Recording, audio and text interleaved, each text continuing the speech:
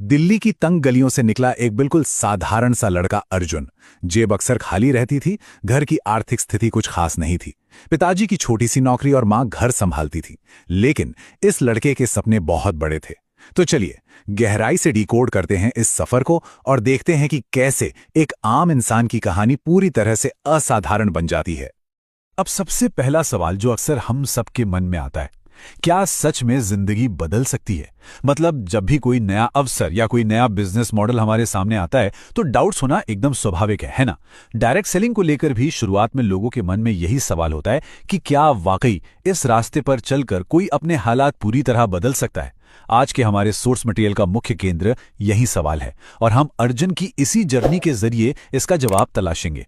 तो कहानी का पहला हिस्सा है साधारण जीवन और बड़े सपने। एक तरफ खर्चे बढ़ रहे थे और परिवार लगातार सरकारी नौकरी का दबाव डाल रहा था। अर्जुन कम सैलरी वाली नौकरियों से पूरी तरह फ्रस्ट्रेट हो चुका था और तभी एक दोस्त ने उसे एक बिल्कुल नया रास्ता दिखाया। अब आते हैं दूसरे हिस्से पर, शुरुआती संघर्ष और अस्वीकृति। क्योंकि देखिए शुरुआत तो हो गई थी, लेकिन असली दुनिया की जो प्रैक्टिकल चुनौतियां होती थीं वो अब अर्जुन का इंतजार कर रही थीं।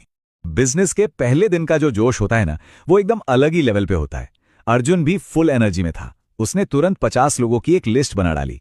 उसे पक्का यकीन था कि ये 50 लोग जो उसके अपने हैं, रिश्तेदार हैं, दोस्त हैं, वो उसका पूरा साथ देंगे और उसका काम तो बस आसानी से चल पड़ेगा।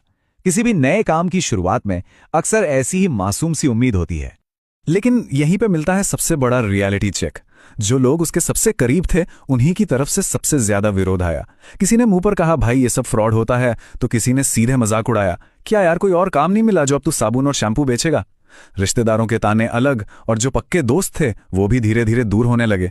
पहले दिन का वो सारा एक्साइटमेंट अब एक बहुत ही कठोर सच्चाई से टकरा रहा था।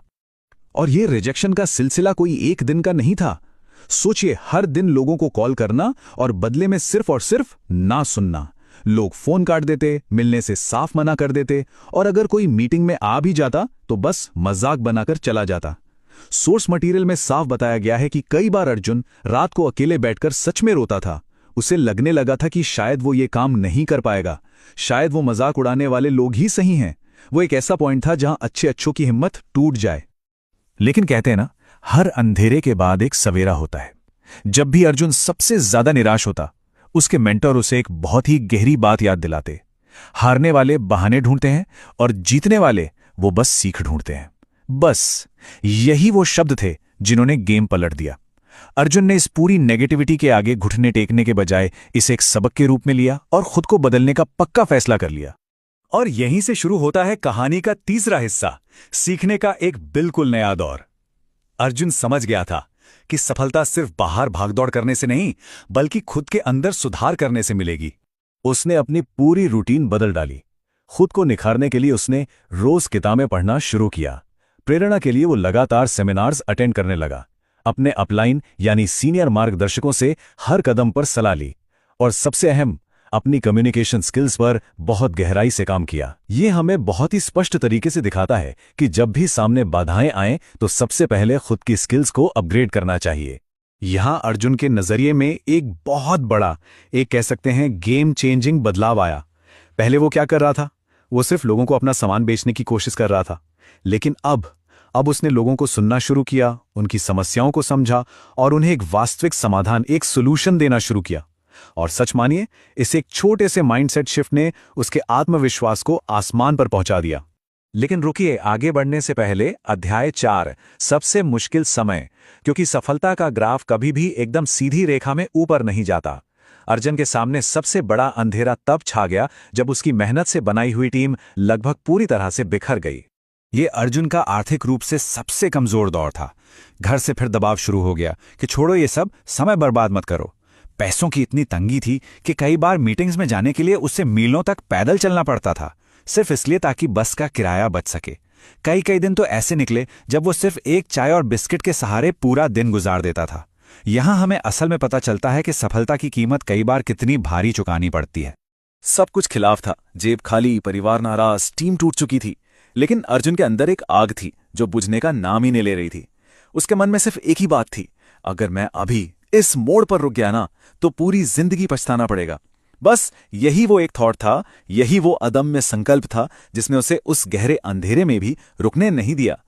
और फिर आता है हमारा पांचवां और सबसे शानदार हिस्सा, सफलता और सपनों की जिंदगी। उस कभी न हार मानने वाले जज्बे का आखिर में क्या नतीजा निकला? जरा इस पूरी टाइमलाइन को देखिए। पहला साल सिर्फ और सिर्फ रिजेक्शंस और कड़ा संघर्ष। दूसरा साल बदलाव शुरू हुआ। जो लोग पहले मजाक उड़ाते थे अब वो खुद सामने से कॉल करके पूछने लगे कि भाई ये आखिर करते कैसे हो। और तीसरा साल आते आते अपनी खुद की कार और बड़े बड़े स्टेज पर सम्मान। सोर्स मटेरियल में एक बहुत ही भावुक पल का जिक्र है जब अर्जुन ने पहली बार अपनी कमाई से अपने माता पिता को तोहफे दिए और उसकी मां की आंखों में खुशी के आंसू छलक पड़े। वो पल हर संघर्ष से बड़ा था।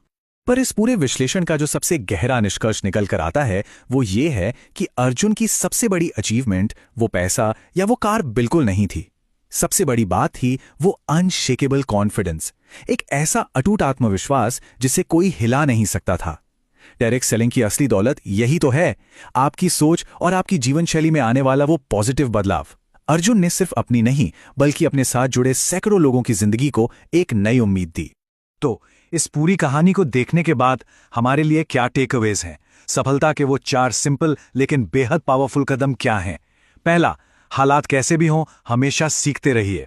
दूसरा, अपने मेंटर्स की बातों को बहुत ध्यान से सुनिए और फॉलो कीजिए।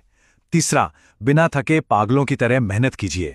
और चौथा, चाहे जो हो जाए कभी हार मत मानिए। यह विश्लेषण साफ दिखाता है कि यह सिर्फ कोई सामान बेचने का बिजनेस नहीं है, यह खुद का सबसे बेहतरीन वर्जन बनने का एक सफर है। हम आज के इस एक्सप्लेनर के बिल्कुल अंत में आ गए हैं और मैं आपको एक बहुत ही दमदार विचार के साथ छोड़ना चाहता हूं। लोग तब तक आपका मजाक उड़ाते हैं जब तक आपकी सफलता उनका मुंह बंद ना करा दे। एक बार शांति से इस पर सोचिएगा जरूर। क्या आज आप भी ऐसे ही किसी संघर्ष से गुजर रहे हैं? क्या लोग आपके फैसलों पर डाउट कर रहे हैं? अर्जुन की ये कहानी हमें याद दिलाती है कि अगर आपका इरादा पक्का है तो अंत में आपकी सफलता ही आपका सबसे बड़ा जवाब होगी।